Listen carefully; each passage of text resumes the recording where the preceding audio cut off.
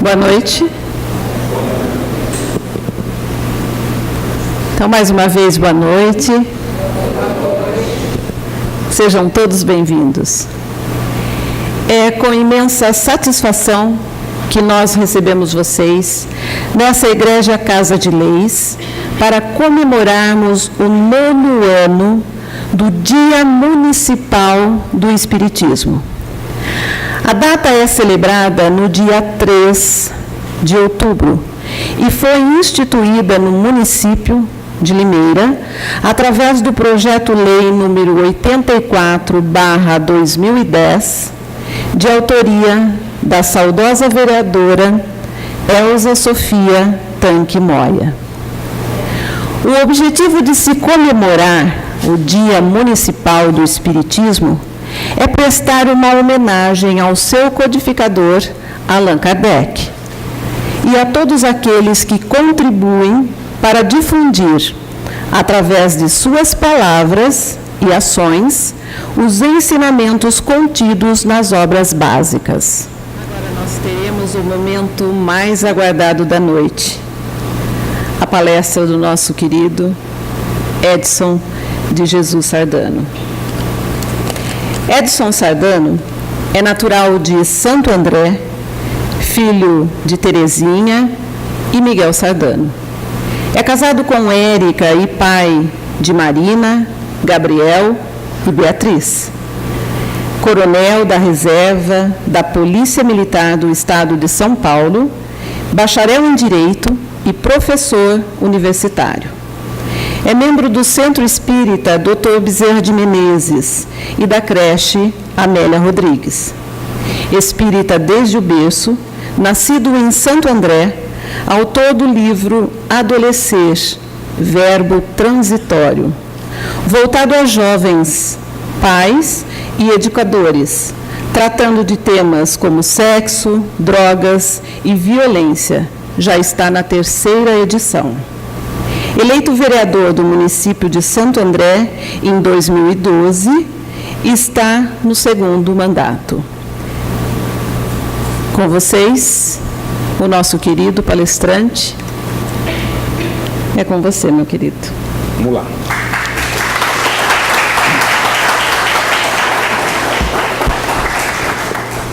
Boa noite, minhas amigas, meus amigos.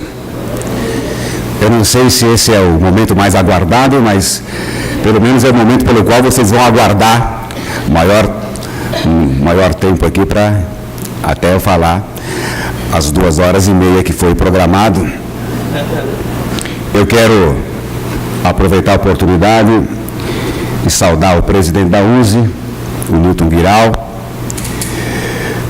agradecer pelo convite, pela oportunidade. O Rogério Pereira, também, da Associação Espírita de Estudos Evangélicos, Francisco de Paula Vitor, né? Quero saudar também minha colega do Legislativo, Carolina Pontes, vereadora de Limeira, uma grata satisfação, uma surpresa encontrar uma jovenzinha atuante, simpática, inteligente, vestindo a camisa do Evangelho de Jesus, vestindo a camisa da doutrina espírita e trabalhando num ambiente, vamos dizer assim, não tão aberto a essas questões.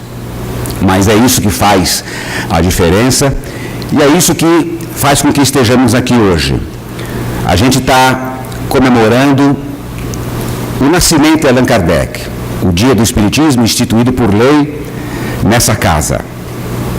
É muito gratificante, tem até assim um pouco de cerimônia, né? A gente compõe mesa, saúda as pessoas, faz parte da liturgia do Legislativo, é importante que a gente participe disso.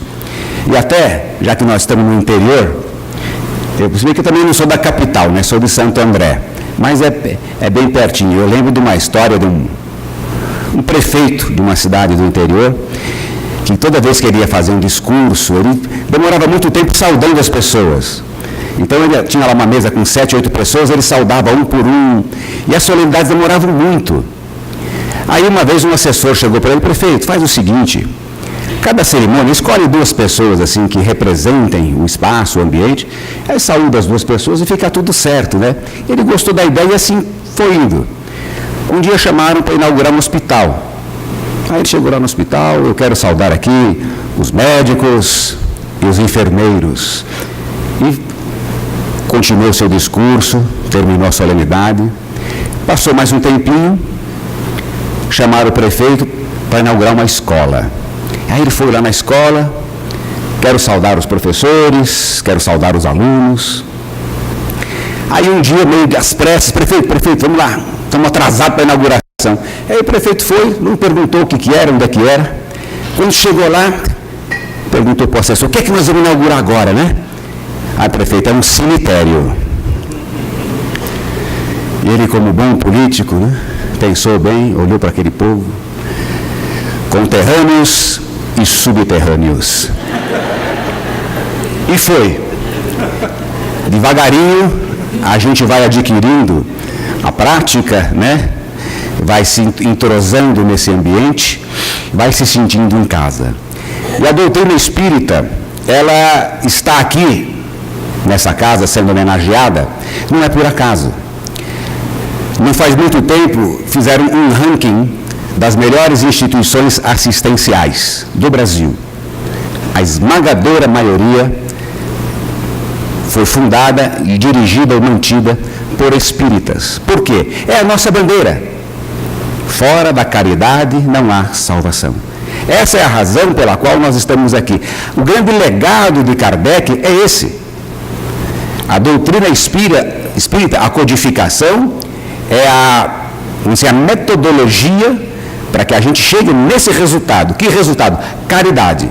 Até porque o Espiritismo vem de 1857. Nós não podemos imaginar que não havia nada, que toda a humanidade de 1857 para trás está perdida.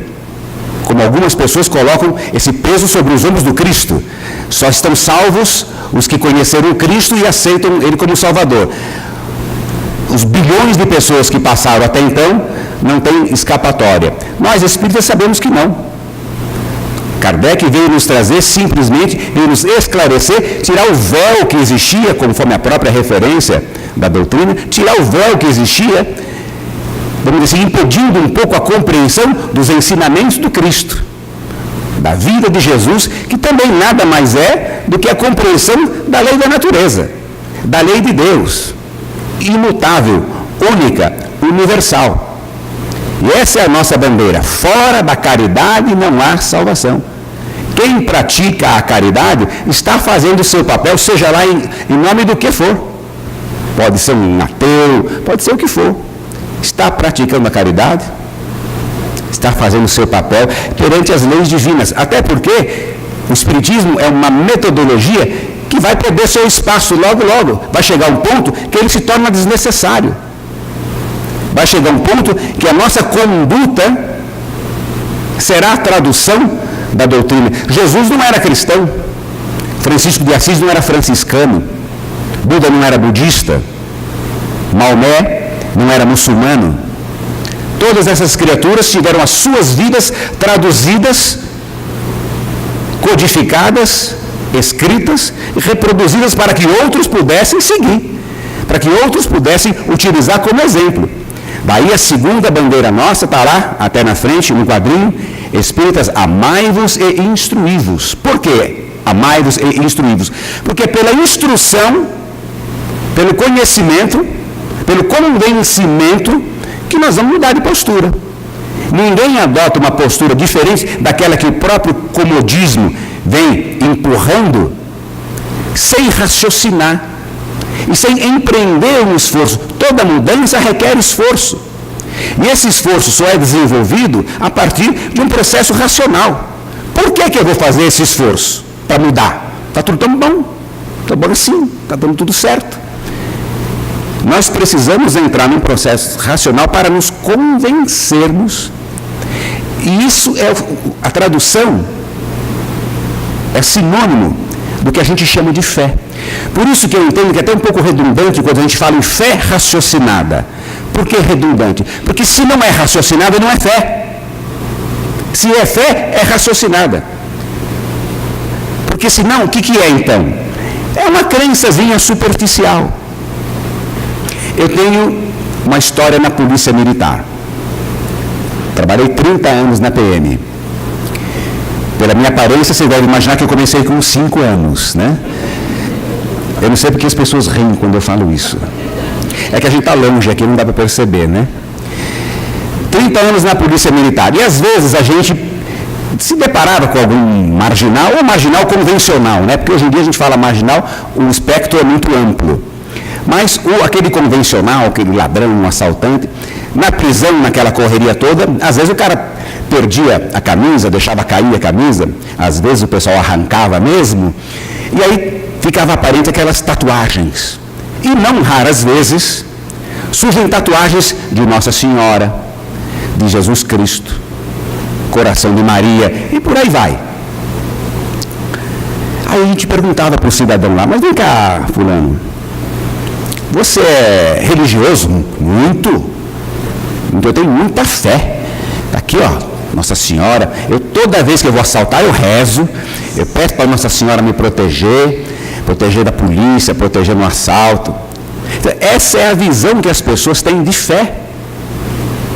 E o bandido faz isso, mas nós fazemos também. Outros setores, vocês devem lembrar, não faz muito tempo, quando começou esse negócio de mensalão aí, passou na televisão, um monte de deputados lá que estavam distribuindo a propina numa mesa, terminaram de distribuir, se abraçaram, falaram, agora vamos rezar. Eu quero saber para quem. Eu fico imaginando, vamos rezar para quem? Para Nossa Senhora Padroeira da propina? Ah, mas tem fé? Tem fé. Rouba, se corrompe, mata, domingo vai na igreja. Quarta-feira vai no centro espírita. Na sexta vai no terreiro, sei lá, cada um vai onde quiser. Mas isso não é fé. Fé é aquilo que transforma as nossas vidas. Fé é o que nos torna melhores. Fé é o que nos faz mudar a postura, o comportamento. Nós viemos aqui para isso. Como o próprio Livro dos Espíritos coloca, nascemos simples e ignorantes, não no sentido pejorativo, mas no sentido da falta de conhecimento. E estamos aqui no esforço de transformação. E a fé é que nos impulsiona a transformar. A crença concreta de que há uma razão para eu empreender esse esforço. A nossa tendência é o comodismo. Mas pela razão, pelo raciocínio, pelo estudo, eu vou entender que é importante eu me mexer. É importante eu deixar essas arestas e lutar, como diz o Evangelho, lutar contra as minhas más inclinações. Nós as temos. A nossa natureza inicial é muito instintiva e é uma proteção. Porque se nós não tivéssemos instintos no princípio, não sobreviveríamos. Então, Deus nos criou com muitos instintos. Como Aristóteles mesmo disse, o homem é um animal racional. Ele disse isso há 2.500 anos. Então, nós somos uma parte animal e uma parte racional. Só que o nosso esforço ao longo da vida, ao longo das encarnações, é fazer com que o racional se sobreponha ao animal, cada vez mais. E o que é o racional? O racional é o espírito. O espírito é o racional. Ele tem que se sobrepor ao animal, porque o animal nos impulsiona a um monte de coisa. Nós temos o instinto da sobrevivência, precisamos nos reproduzir, por exemplo? Precisamos. Mas o racional tem que se sobrepor a isso para evitar o que nós estamos vendo hoje. Esse sexismo, esse erotismo exacerbado que está esgarçando a nossa sociedade. Agora há pouco, Divaldo Franco, a nossa maior referência entre os espíritas, entre os oradores, médiuns, escritores, tribunos espíritas, ele deixou bem claro, a sociedade atual está tendo sérios problemas. O que está hoje abalando os alicerces da sociedade é o egoísmo, o consumismo e o sexismo. O que é isso? São os instintos. O egoísmo é um instinto de proteção. Só que aí vem a nossa falta de juízo, aí surgem aquelas frases tipo: farinha pouca, meu pirão primeiro, achado não é roubado, se eu não pegar, tu pega, o mundo é dos espertos. Aí já é a distorção do que é o instinto da sobrevivência, da proteção. Eu preciso ter uma caverninha lá para morar, mas não preciso ter 2, 3, 4, uma caverninha triplex, não preciso de nada disso. Mas o que é isso? é deixar o lado racional se submeter ao instintivo, ao animal. Se nós formos parar para pensar, quanto tempo nós desperdiçamos para nutrir, enfeitar e embelezar o animal? Quantas vezes hoje pronunciamos a palavra crise? Que crise é essa? Nós estamos preocupados com que crise hoje? A crise da falta de amor ao próximo.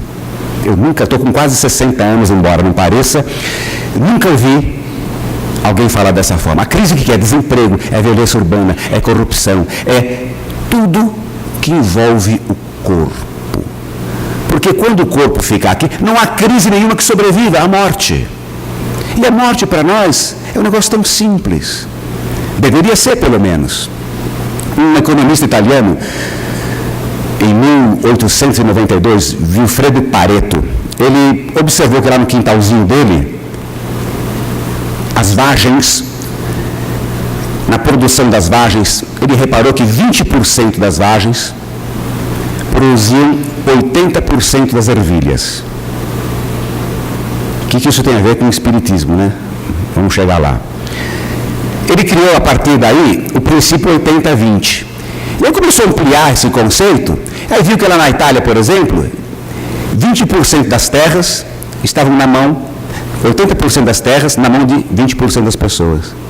Já nos anos 90, no século passado, a própria ONU fez um estudo e percebeu que 80% da riqueza estava na mão de 20% das pessoas. Então esse princípio está consolidado até hoje, embora não seja uma regra absoluta, mas vale para uma série de reflexões. E para nós também é interessante, porque a gente pode colocar nesses 20% a morte. Se nós resolvermos assimilarmos bem, administrarmos bem, pela compreensão, pela razão, pela fé verdadeira, a questão da morte física, que a do espírito não existe, 80% dos nossos problemas desaparecem. A gente vai às casas espíritas hoje, se tem cura, lotadas. Não é crítica, não. O dia que eu ficar doente, eu vou também. Mas não é só isso. Aí você vai na casa do estudo, vazia. Nós temos esses dois pontos de apoio. O centro espírita é uma escola e é um hospital. Não adianta você chegar para uma pessoa com hemorragia. O que foi? Não, eu fui baleado. Mas por que você foi baleado? Não, estava no bar brigando, então senta aqui que eu vou conversar agora. Não, não faça isso. Não, peraí, agora vamos estancar. Primeiro estanca a hemorragia. Depois vamos conversar, olha, vamos estancar a hemorragia, vamos curar você. Agora, se você voltar para o botequim para brigar, não vai resolver nada. Então nós precisamos ter uma casa espírita, a porta aberta para o pronto-socorro. Receber a pessoa, quantas e quantas vezes a gente está com problemas físicos, emocionais, precisa ter essa porta, no centro espírita, a porta hospital.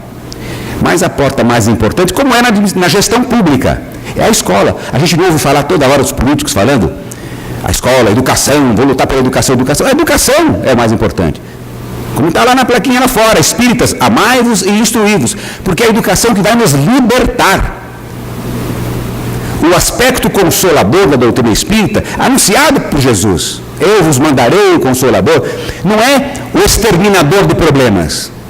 Poxa, eu me tornei espírita, me falaram que o espiritismo é o Consolador prometido, e os problemas estão continuando. O que está acontecendo? O espiritismo não veio para resolver os nossos problemas. Kardec não veio para acabar com os nossos problemas. O aspecto consolador está na explicação dos nossos problemas, a explicação da razão dos nossos problemas. Eu não sei se vocês têm aqui em Limeira, lá em Santo André tem muito cartão de crédito. O pessoal usa muito cartão de crédito. Aqui eu não sei se o pessoal usa cartão de crédito. Imagino que sim, né? Aí todo final de mês vem aquela tal de fatura do cartão de crédito. Aí você olha aquele negócio lá, não reconhece nada, né? Não, reconhece nada. Mas aí vai esfriando a cabeça, vai olhando, começa a lembrar, não, aqui tá, aí vai riscando um por um. De repente chega aquela despesinha lá, uma despesinha danada, uns R$800, digamos assim. Puxa, não consigo lembrar. Onde é que veio isso aí? O que eu fui fazer? Aí começa, primeira reação, já vai acusar alguém. Não, foi você. Aí começa aquela discórdia na família. Se for noite, não dorme. Fica com esses outros. Porque aí começa a pensar, puxa vida, R$800, nesse aperto danado, eu precisando fazer tanta coisa, e esse dinheiro que a gente não sabe o que é, aí fica aquela angústia, vai dormir, fica rolando na cama, não dorme, se dormir, dorme por exaustão. Aí no dia seguinte, de cabeça mais fria, procura lá numa gaveta, acha o canhotinho lá da despesa. Aí dá aquele alívio. Aí eu pergunto, aliviou por quê? Abriu a gaveta, achou R$800? Não.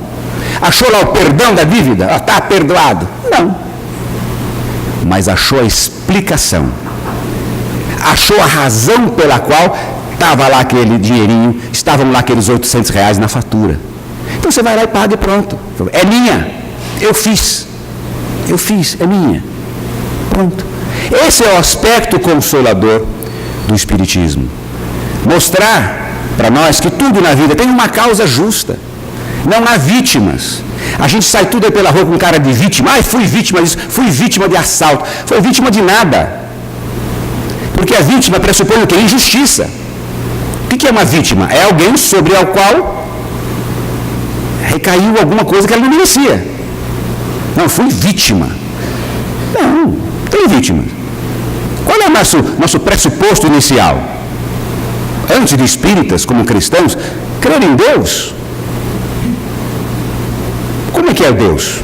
Onipotente, pode tudo. Onisciente, sabe tudo. Onipresente, está em todo lugar. Soberanamente justo e bom. Você junta tudo isso aí e eu fui assaltado? Ou algum desses conceitos está errado, ou é eu que não sou vítima. Ou eu que tinha que passar por aquela experiência, que pode ser dolorosa. Mas se eu tiver a mesma relação que eu tive lá quando eu descobri a fatura, a razão da fatura do cartão de crédito, aquela dor não vira sofrimento, mas vira uma oportunidade. Eu passo a compreender, como um atleta. Quem já viu um atleta, quem já acompanhou um atleta, por exemplo, de maratona, 42 quilômetros. Ah, é confortabilíssimo. Não, eles correm 40. Quando chega no 41º e 500 metros, ele está sorrindo, está uma maravilha. Não, está uma dor danada. É cãibra, é calo, não raras vezes desmaio no meio do caminho. Sangue, bolha. Pô, mas dói. Pô, por que corre? Você é louco? Não. Eu tenho um objetivo. Eu tenho uma meta. E essa minha meta requer esforço. Lutar contra as más inclinações requer esforço. Cumprir uma maratona requer esforço. É só com esforço que a gente ganha. É só com empenho que a gente chega em algum lugar. De graça não vem nada. Ninguém aqui conquistou nada de útil, de bom na vida sem fazer esforço. Ninguém ganhou nada aqui, eu não conheço vocês. Ninguém ganhou nada aqui sem fazer força.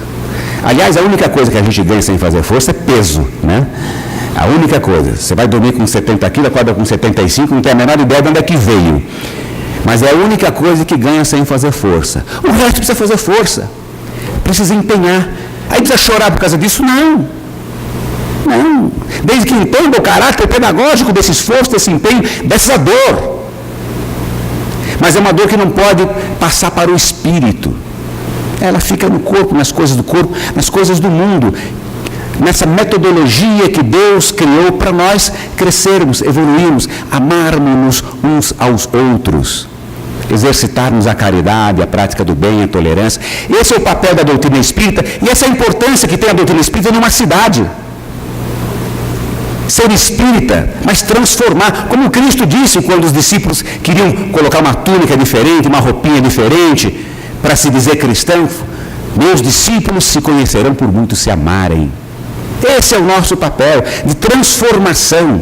A coisa mais gostosa que tem é você chegar num ambiente e as pessoas mudarem de assunto, e muda de assunto, para com essa conversa fiada, com fofoca, chegou fulano da lei espírita. Essa é a conquista. Quando alguém chega para a gente, você depois que entrou com esse negócio de espiritismo aí, a gente já não pode mais fazer piada boba com você, não podemos mais falar mal dos outros, não podemos chamar você para as falcatruas aqui, porque você é espírita. Esse é o troféu. Porque isso causou o quê? Uma mudança, um progresso. O papel da religião é transformar as nossas vidas. Deve fazer um mês mais ou menos, assumiu lá em São Paulo a direção do Departamento de Aborto Legal do Hospital Pérola Byton, uma médica, uma mulher.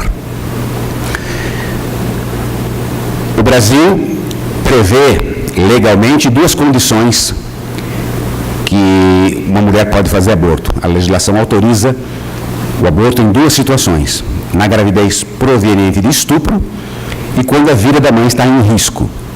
Só essas duas condições pela lei. A jurisprudência do Supremo Tribunal Federal entendeu que o feto anencéfalo também tem que ser observado da mesma maneira. Tudo bem. E esses são os abortos chamados legais. Isso tem que ser feito na rede pública. Em São Paulo, o hospital que mais faz isso, credenciado para isso, capacitado para isso, é o Hospital Pérola Byton. Fica lá na zona sul de São Paulo. Realiza não sei quantos abortos por semana, são muitos. E pela primeira vez assumiu uma mulher católica, assumiu a direção desse departamento. Isso chamou a atenção da imprensa. E aí o jornal foi entrevistar essa médica e perguntou quantos abortos ela fazia, isso, aquilo, o que ela sentia, tal. E eu fui ler a entrevista e me chamou a atenção que em determinado momento o jornalista perguntou para ela: mas você é médica católica? Aliás, a matéria, assim, a manchete era: mulher católica assume o departamento de aborto. Um negócio, né, me chamou a atenção, vamos ler a matéria. E o jornalista perguntou para ela: você não se sente mal? Você não tem nenhum problema de consciência em fazer isso, em ser a diretora desse departamento? Ela falou: não. Muito embora, cabe a ressalva, ela se declarou pessoalmente contra. Mas ela falou: olha, eu sou contra por motivos religiosos, mas eu não misturo a minha religião com a minha vida aqui. Ou seja, a minha religião não muda o meu comportamento aqui. E isso me chamou a atenção. Isso me chamou a atenção. E a pergunta que eu fiz para mim, faço para vocês, não que eu queira ouvir a resposta, não, é uma pergunta retórica. Para que serve uma religião que não muda a minha vida? Para que serve? Para que eu entro numa religião se eu não vou mudar? Para que eu entro num centro espírita, saio uma hora depois, se eu vou sair do jeito que eu entrei? Vou voltar semana que vem do jeito que eu saí e vou sair do jeito que eu entrei. Não é melhor ficar em casa vendo televisão? Vendo essas novelas maravilhosas, educativas, que nós temos aí, quase que espiritualizadas. A gente se emociona, né, assistindo novela. Agora até a Malhação já está esculhambando com a família brasileira, né? Esculhambando é a palavra leve demais. A religião tem que transformar as nossas vidas. A religião não é... Você tem a religião, tem onde? Aonde? Não, está ali, ó, na parede, está vendo? Aquele quadro aí, ó. Toda a repartição pública tem um crucifixo. E o Cristo só não está com as mãos assim no olho porque está pregada, porque senão ele está fechando assim, ó. De tanto que ele vê. Eu não estou falando da Câmara Municipal de Limeira, não. Qualquer uma. Por quê? Eu volto ao bandido que eu citei para vocês. Ah, ele tem religião? Tem. De que serve a religião dele? Para nada. Para nada. Ele assalta, mata, corrompe, rouba. Com religião? A religião tem que transformar as nossas vidas. Nós temos que ser um antes e outro depois. De cada momento da prática religiosa. De cada momento das nossas vidas. Constantemente. É aquela luta contra as más inclinações. É uma luta diária. Quando Cristo disse: eu não vim trazer a paz, mas a espada, a que espada ele se referia? Não é para sair dando espadada nos outros, não. O inimigo somos nós. Somos nós. Nós temos que lutar contra as nossas imperfeições, as nossas más inclinações. Nós temos que ir devagarinho, tentando ser cada vez melhor. É por isso que às vezes Deus nos ajuda e nos dá algum probleminha. A gente amaldiçoa o problema, tenta dar fazer tudo quanto é coisa, para resolver o problema, só não faz a única coisa que importa, que é cuidar da causa do problema. A gente quer buscar a consequência. Vem uma dor, a primeira reação, buscar o analgésico. Daí a visão bonita, nova, mas que já está sendo bastante difundida, da homeopatia. Vamos às causas. Vamos às causas. Porque se eu não resolver a causa, você vai tomar um analgésico, daqui 4 horas a dor vai voltar. A dor vai voltar. E a dor moral, a dor social que nós estamos vivendo, ela vem das causas, as causas que o Divaldo citou agora há pouco, e eu reproduzi para vocês. O egoísmo, o consumismo, o sexismo e outras tantas. E outras tantas. Então nós, espíritas, precisamos, qualquer religioso, a religião é o método, não precisa ser religioso para ser um cidadão de bem. Aliás, tem muito ateu aí, fantástico. Pessoas extremamente inteligentes que fazem o bem porque entendem racionalmente que é importante fazer o bem. Você não precisa respeitar o seu próximo porque Papai do Céu está vendo, porque Deus quer. Mas você pode respeitar porque você acha que é válido, é justo, é correto, é um semelhante, é um irmão. E mais adiante, esse desrespeito de hoje vai te voltar na forma de problema. O que nós estamos vivendo aí é hoje. Eu sou um profissional de segurança. A segurança pública, ou melhor, a falta de segurança pública, a criminalidade, a violência urbana, não é uma coisa que brotou do nada. Ela é consequência justamente do afastamento do semelhante em relação ao seu próximo, da exclusão social, do alijamento, da retirada de oportunidades. Muita gente que foi pobre bate no peito, não, porque eu fui pobre e não sou bandido, isso é mentira. Tá, mas numa época onde o cidadão era pobre, por uma caixinha de engraxate nas costas, ia numa praça engraxar sapato, 6 meses depois já estava com uma lojinha, 2 anos depois era dono de uma rede de supermercado. Hoje não. Hoje, se o cara é pobre, ninguém vai abrir a porta para ele, não vai ter um estudo de qualidade, vai. Não tem perspectiva. Se não tem perspectiva, tentem pegar um gatinho, aquele gatinho que você ama, ampara, brinca, dorme junto, põe ele numa parede e acua ele. Tira as perspectivas do gatinho. E vocês vão ver ele partir para cima como um leão. Todo mundo precisa ter perspectiva. E o que nós estamos vivendo aí, fora, no mundo, é isso. Não é castigo de Deus. É a lei do mundo, é a roda do mundo. Que nós espíritas temos todos os argumentos. Não é temor a Deus, que está escrito na palavra, a palavra de Deus. Não, é a nossa razão que tem que dizer. O amai-vos uns aos outros. Por isso, eu até havia sugerido falar, e de certa forma estamos conduzindo dessa forma, dessa maneira, da meta importante que é o Evangelho.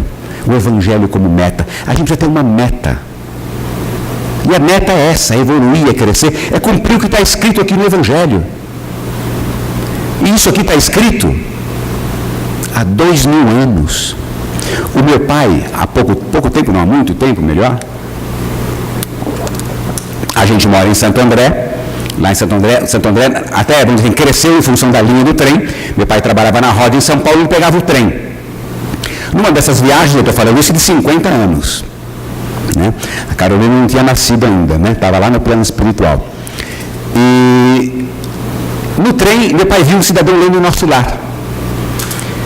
Pelo tempo que faz, eu acho que devia ser a versão original, né? Devia ser o rascunho do Nosso Lar. E o cidadão estava lendo o Nosso Lar, e meu pai, muito conversador, ficou curioso para eu vou abordar esse cidadão, e abordou o cidadão. Pô, que bacana, está lendo Nosso Lar, tal, estou muito bom, gosto muito, tal.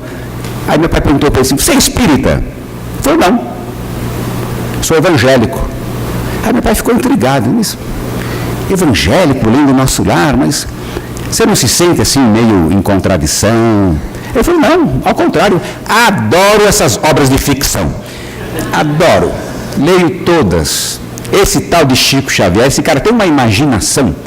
Imagina, espírito para um lado, espírito para o outro, cidade, isso, aquilo, aí hospital, governador, olha que loucura. É cômico. Mas possivelmente todo mundo aqui conhece o Nosso Lar. Quem não conhece o livro deve ter assistido ao filme, viu lá uma orelha de livro, sei lá, assistiu um pedacinho lá no YouTube. comprou um CD pirata. Não, pirata não pode, que é umbral direto. Comprar nosso lado em pirataria. Mas deve conhecer a história. E aí, quando chega lá no finalzinho do livro, fecha o livro, eu pergunto, mudou a vida? Fechou o livro? Depois que eu li Nosso Lar, sou outro. Qual é a diferença da nossa postura com a postura do Evangelho do Trem? Não é muito diferente, não. Será que nós não estamos tratando o Nosso Lar como obra de ficção? E aí eu vou mais além. Está aqui o Evangelho. O Nosso Lar é de 1940. É novinho. O Evangelho tem 2000 anos. Quantas e quantas vezes nós abrimos o Evangelho? Quantas e quantas vezes nós fechamos o Evangelho? Quantas e quantas vezes nós reabrimos o Evangelho e fechamos o Evangelho? E a vida mudou? A vida mudou? Capítulo 11, amai ao próximo como a si mesmo. Há 2000 anos, Jesus não escreveu isso aí antes de ontem. Aliás, Jesus não escreveu isso nem há 2000 anos, não escreveu nunca. Jesus não escreveu nada. Escreveram em função dos ensinamentos dele, reproduzindo os ensinamentos dele, as palavras dele. 2000 anos. Nós estamos amando ao nosso próximo como a nós mesmos? Vai para o capítulo 12. Amar aos inimigos. É? Complicado. Estamos amando os inimigos?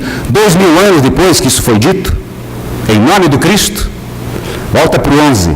Caridade para com os criminosos. Aí exagerou. Aliás, Jesus, quando reunia aquele povo todo, ele se entusiasmava e exagerava um pouco, né? Só pode ser isso, né? Só pode ser isso. Então, essa aqui é a nossa meta. Quem não tem meta, não tem para onde ir. O escritor inglês Lewis Carroll escreveu vários livros, mas o mais famoso é Alice no País das Maravilhas, inspirado numa menina de verdade mesmo. A menina existiu. A tal da Alice existiu. O Lewis Carroll, que usava um pseudônimo, né? Não é esse o nome dele, não. Mas Alice era. E tem uma passagem desse livro em que a menina se depara numa bifurcação e vacila. Para que lado que eu vou? E na bifurcação tem uma árvore, na árvore tem um gato. E ela pergunta para o gato, gato, que caminho eu devo seguir? E o gato responde para ela, se você não sabe, ou melhor, ele pergunta para ela, você quer chegar aonde? Ela fala, eu não sei. Aí o gato responde, quem não sabe onde quer chegar, qualquer caminho serve. Um gato, hein? Um gato. Nós é a mesma coisa. Onde é que a gente quer chegar? Você sabe onde quer chegar? Então sabe que caminho seguir. O caminho está aqui, como Cristo disse, eu sou o caminho, a verdade e a vida. Não é Ele, na figura confortável, que vai nos salvar adiante. Não. Ele é o caminho, para que a gente trilhe da mesma forma. Ah, mas é muita coisa para mim. É muita coisa. Mas toda meta tem que ser grande. Toda meta é porque a gente vai buscar lá adiante. Mas eu tenho que dar o primeiro passo. Ah, mas isso é impossível. Não é, porque muitos já fizeram isso. Não precisa estudar Espiritismo. Vamos para a história. Vamos para a vida de Francisco de Assis. Francisco de Assis viveu o Cristo. Reproduziu os ensinamentos, a vida do Cristo. Ah, mas Francisco de Assis também. Vamos para outro Francisco. Francisco Cândido Xavier, aqui pertinho de nós, em Uberaba, viveu o Cristo. Vamos para a Irmã Dulce, Madre Teresa de Calcutá, Mohandas Gandhi, e outros tantos que viveram o Cristo, alguns mesmo sem crer. Gandhi não era cristão, embora admirasse. Os 1 bilhão e 800 milhões de muçulmanos não são cristãos. Tem alguns fazendo coisa errada em nome do Alcorão? Tem. Mas a maioria é boa. Eu tenho uma relação maravilhosa com a comunidade islâmica do ABC. Pessoas fantásticas. Sem ter no Cristo a grande referência. Mas o caminho é o comportamento, é a postura, é a caridade. Quando Kardec perguntou aos espíritos na elaboração do Livro dos Espíritos, qual seria a maior definição de caridade, conforme entenderia Jesus, os Espíritos responderam para ele: benevolência para com todos, indulgência para com as imperfeições alheias e o perdão das ofensas. Vejam que aí sempre próximo, o outro. Exercitar o perdão, a tolerância, olhar as pessoas como irmãos. Mesmo aqueles que erram são nossos irmãos, são filhos de Deus. Erram por ignorância, como o próprio Cristo disse para as pessoas que o traíram, que o assassinaram, que o crucificaram: perdoai-os, Pai, eles não sabem o que fazem. O Cristo não disse: perdoai-os, Pai, eles ainda são muito ruins, perdoa a maldade desse povo. Não, eles não sabem o que fazem. Quem erra não sabe o que faz. Se soubesse, não errava. Às vezes a gente pensa que sabe, mas não sabe. É fundamental perdoar. É um exercício, não é fácil, mas aquilo que eu falei, é uma luta, é a espada, porque para nós dá aquela sensação da impunidade. Quer dizer, eu vou perdoar, fulano fez isso, e eu perdoo, vai ficar assim? Vai ficar por isso mesmo? Não fica, nada fica por isso mesmo, e não é problema nosso saber se vai ficar por isso mesmo ou não. Nós precisamos fazer o melhor, fazer a nossa parte para viver em paz, para ser feliz. Tertuliano, um escritor cristão, anos 160 da era cristã, ele disse uma vez: você quer ser feliz por um dia? Vingue-se. Você quer ser feliz para sempre? Perdoe. Às vezes a pessoa pode até não merecer o perdão, mas você merece ser livre.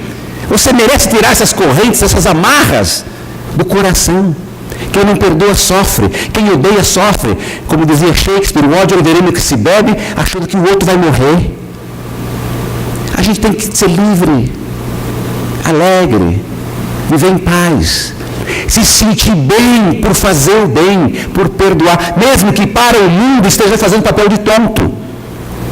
Uma vez eu vi na internet um cachorrinho conversando com outro. O cachorrinho falava assim: você, com essa mania de ser bonzinho, todo mundo abusa de você. Aí o cachorrinho bonzinho falou: mas isso é problema deles, não meu. Eu tenho que me sentir bem por ser bom. Eu não tenho que me sentir tonto por ser bom. Hoje é assim. Você está lá no complexo Anchieta Imigrantes, para mim no ABC é muito mais comum. Volta do feriado, carnaval, aquele congestionamento, 6, 7 horas, assim, debaixo do sol ali. Aí passa aquele gaiato pelo acostamento, né? Dando risada na sua cara. Dá um negócio, né? Dá uma, como os antigos, dá uma gastura. Mas aí a gente que é espírita começa a orar. Orar para ele encontrar um guarda rodoviário lá na frente, né? É só isso que a gente lembra de orar. Começa a orar. Mas qual é o problema? Ah, mas ele está se dando bem. Será? Porque quem cumpre a lei não consegue colocar na cabeça e no coração que ele está se dando bem. Eu estou me dando bem porque eu estou cumprindo a lei. Eu estou me dando bem porque eu sou um cidadão de bem. Eu estou me dando bem porque eu perdoo. Não o outro que aparentemente se deu bem. Esse se dar bem tem que mudar. A gente construi um mundo onde todo mundo quer se dar bem. E todo mundo tem direito de se dar bem. Agora o conceito de se dar bem tem que mudar. Quando você encontra um amigo que não vê há muito tempo, e fulano, fulano se deu bem, traduz para mim. O que é se deu bem? Está rico. Ninguém fala, não, se deu muito bem, olha, pobre lascado, mas olha, ama o próximo, uma pessoa maravilhosa, caridosa. Isso não é se dar bem. Quer um exemplo mais duro? Eu tenho 3 filhos em casa. Pega uma coisa que um sujou, manda o outro limpar. Limpa aí, não foi eu que sujei? Olha, quebrou ali, conserta, não foi eu que quebrei? Olha, está jogado ali, pega, não foi eu que joguei? Limpar o que suja, consertar o que quebra, pegar o que joga, isso é obrigação. Agora experimenta levar essa experiência mais adiante. Não, eu sei que não foi você que sujou, mas vai lá e limpa. Vai limpar com uma raiva, né? E aquela sensação, o outro se deu bem e eu estou me dando mal. Até quando quem limpa, quem conserta, quem arruma, quem ajuda, vai achar que está se dando mal? Até quando a gente vai achar que o que enriqueceu, o que ficou famoso, se deu bem? É isso que a gente precisa mudar. Isso são valores. Nós estamos numa sociedade hoje que tudo só tem preço. Nada mais tem valor. E esse é o nosso papel. Esse é o papel da doutrina espírita, que não pode ser enfiado debaixo de uma gaveta, não fala para ninguém, fala, eu sou espírita, com orgulho. A gente não fala, sabe por quê? Não é por... eu sou muito humilde, não é? É porque se falar vai ser cobrado. Quando estiver pisando na bola, fulano, isso é espírita. Não, eu nunca falei, né? Tem que assumir. Por quê? É uma cobrança para nós mesmos. Eu sou espírita, mas você erro. Mas levanto de novo e tento acertar. Divaldo fala isso num seminário de perdão e outro perdão. Permita-se ser como você é, mas imponha-se ser cada dia melhor. E é em relação a isso que a gente tem que ser cobrado. Fulano, você errou ali, errei. E não tem vergonha de ter errado. Como o Chico Xavier disse, né? Não dá para voltar atrás e fazer um novo começo. Mas eu posso começar agora e fazer um novo fim. É possível. A gente tem os instrumentos na mão. Temos Deus do nosso lado. Temos a razão. É uma questão de lutar. E esse monte de gente criando problema, falando besteira por aí, os pessimistas, deixa eles. Os arautos da crise, que crise é essa? Não há crise, Deus está no comando. Estamos passando por uma experiência complicada, vamos fazer a nossa parte. Deus faz a dele, esquece o resto. Vamos viver em paz. Podemos viver em paz mesmo dentro da guerra, desde que a guerra esteja com os outros. Se eu trouxer a guerra para o meu coração, a guerra pode até acabar lá fora, mas ela continua comigo. Vamos perdoar, vamos abrir o coração, vamos sorrir. Nesses tempos difíceis que a humanidade está vivendo, que o Brasil está vivendo, de ódio. Você vai para as redes sociais, as pessoas não têm mais opinião. Você vota num, outro vota no outro, são inimigos mortais. Xinga, mata, família se destroçando por futebol, por política. Onde é que nós vamos parar? Onde é que nós vamos parar? Espíritas brigando. Espíritas disso, espírita daquilo. O que é isso? Em nome do quê? Da religião cujo nome já vem dizendo bem claro. Religar, unir, aproximar, amar. É o nosso papel. A bagunça que está aí fora, deixa lá fora. Como diria Mário Quintana, todos esses que aí vão atravancando o meu caminho, eles passarão, eu, passarinho. Deus nos abençoe. Obrigado.